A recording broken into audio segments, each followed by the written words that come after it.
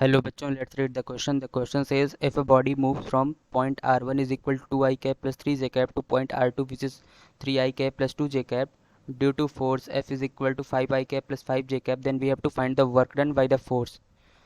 So the key concept to solve this problem is यहाँ पे हमें वर्क निकालना है और हमें r1 और r2 that means position vector दिया गया है.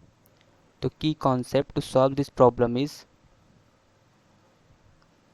work done is equal to force dot position force dot displacement which is r vector. अगर फाइनल वेक्टर है r2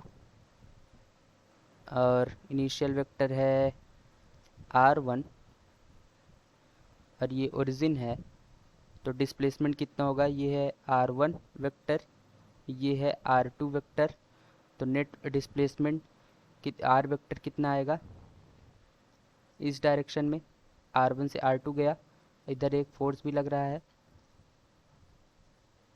कोई फोर्स भी होगा यहाँ पे F फोर्स जिससे r1 से r2 भेजा जा रहा है. तो r1 तो यहाँ पे इसको बोल देते हैं r वेक्टर.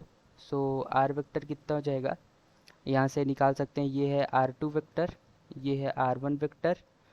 सो यहाँ पे r वेक्टर हो जाएगा r2 vector minus r1 vector. सो यहाँ पे लिख सकते हैं f dot r2 vector minus r1 vector.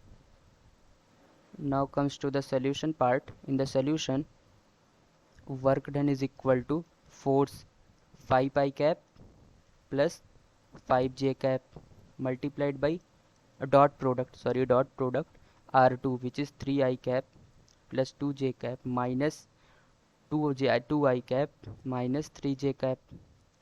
तो हो जाएगा 5 I cap plus 5 j cap dot 2 minus 3 minus 2 that means I cap, 2 minus 3 that means minus j cap. तो हो जाएगा 5 minus 5 which is equal to 0. that means यहाँ पे net work done would be 0 joule. यहाँ पे unit नहीं दिया गया, that means 0 unit. So the final answer for this problem is 0 unit. Hope you understood it well. Best of luck.